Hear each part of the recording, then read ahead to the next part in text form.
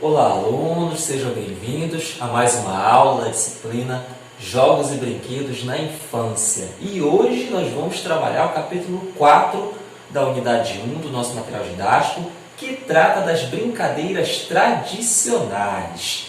O que são as brincadeiras tradicionais? São todas aquelas brincadeiras que são passadas de geração em geração. Se nós formos puxar pela nossa memória, tentar recordar quantas brincadeiras os nossos pais não passaram para a gente, que os pais deles passaram para eles e assim sucessivamente. E eu trago aqui alguns exemplos para vocês, como pira-pega, pira-garrafão, gamão, o futebol de botão, a dama, o dominó, o jogo de cartas e uma infinidade de brincadeiras que são passadas de geração em geração e que por isso nós chamamos elas de brincadeiras tradicionais. Mas quando nós falamos dessas brincadeiras tradicionais e comparamos com a nossa atualidade, nós vamos perceber que houve uma grande transformação social nos últimos tempos. Essa transformação social fez com que muitas dessas brincadeiras deixassem de ser transmitidas para as nossas crianças na atualidade. E por que essas transformações influenciaram para que essas brincadeiras deixassem de ser transmitidas? Podemos citar, por exemplo, a questão da violência. Antigamente era muito comum você encontrar famílias sentadas na frente das suas casas, conversando, as crianças brincando na rua, correndo, jogando bola, jogando taco, pira-garrafão, pique-esconde. E hoje nós vivemos uma sociedade um tanto quanto mais violenta. E isso é um dos fatores que contribuiu para com que essas brincadeiras, chamadas tradicionais, deixassem de ser transmitidas para as nossas crianças. Podemos citar outro fator que contribuiu para isso, que foi o aumento das atividades extraescolares. Hoje, uma criança em idade escolar, quando ela chega em casa, geralmente ela tem atividades extraescolares para fazer, seja da própria escola, ou projetos dos quais ela participa, que são articulados com a escola, que são chamados projetos de contraturno, onde essa criança ela vai ou para a escola ou para alguma outra instituição exercer essa atividade, executar essa atividade. Isso também fez com que essa criança deixasse de ter acesso a essas brincadeiras tradicionais. E um outro ponto, que é citado aqui no slide de vocês, é a necessidade dos pais terem que trabalhar mais. Hoje, nós vivemos uma época completamente diferente naquilo que tange o custo de vida. Nós temos um custo de vida muito diferenciado do que o custo de vida que nós tínhamos há 10, 15, 20, 30 anos atrás. Isso faz com que tanto o pai quanto a mãe precisem trabalhar a mais. E isso também faz com que eles deixem de estar ali passando essas brincadeiras para os seus filhos, até mesmo deixando de brincar com seus filhos em dados momentos. E quando eles tiram para brincar, hoje já se utiliza muito mais dos jogos tecnológicos. Eu citei, por exemplo, agora há pouco, o jogo de botão. É muito difícil você encontrar hoje crianças que ainda praticam esta atividade, esta brincadeira do futebol de botão. A maioria hoje é o PlayStation, os jogos virtuais, o videogame, jogos online. Isso também foi um ponto aí que contribuiu para com que essas brincadeiras chamadas tradicionais deixassem de ser passadas para as gerações posteriores. Bom, devido a essas mudanças de cotidiano da sociedade, que resgatamos da sociedade, é que a figura do professor de educação infantil se faz tão fundamental. Por quê?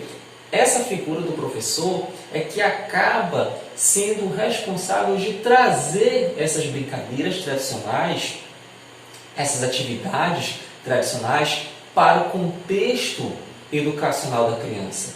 Então daí nós percebemos a nossa importância, a importância do professor. Se, por um lado, eu tenho um grupo social, família, por exemplo, que não consegue dar conta de transmitir essa tradição para as crianças, então nós, enquanto professores, devemos assumir esse compromisso, essa responsabilidade de tentar levar um pouco dessas brincadeiras tradicionais para essas crianças.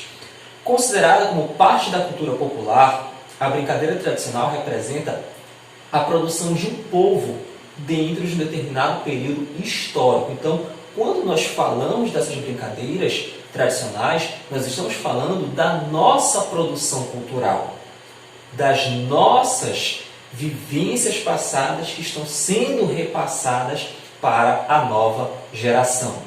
Falando um pouco agora das brincadeiras tradicionais brasileiras, nós vamos fazer aqui uma contextualização da formação do povo brasileiro e quais as contribuições de cada uma das matrizes que formou o povo brasileiro.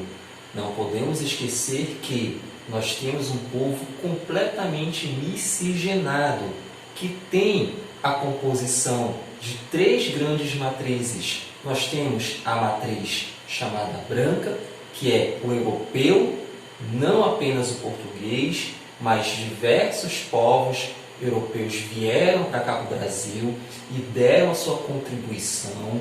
Nós temos os povos de matrizes africanas e nós temos também os nossos povos nativos, que foram os indígenas. E quais as contribuições que cada uma dessas matrizes deixou para os jogos e brincadeiras?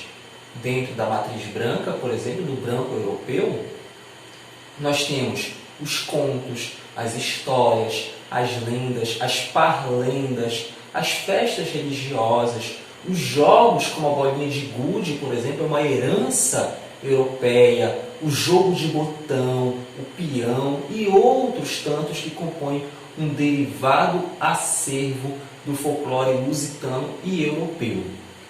Dentro da matriz africana, e aí é importante nós salientarmos que quando eu falo da herança de matriz africana, eu não posso esquecer que houve, com a vinda desses escravos, desses africanos que vieram para cá escravizados pelos portugueses, houve um sincretismo, ou seja, se fez necessário para que estes povos pudessem praticar a sua cultura aqui, uma junção, uma camuflagem, por assim dizer, com a cultura europeia.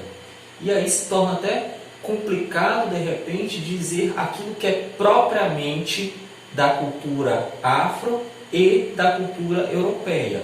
Mas nós conseguimos aqui distinguir alguns elementos da matriz africana que muito contribuíram para enriquecer a nossa tradição cultural, como os próprios contos, lendas e mitos da cultura africana, que foram sendo transmitidos dentro do período colonial e que continuam presentes até hoje no universo lúdico-infantil do folclore brasileiro.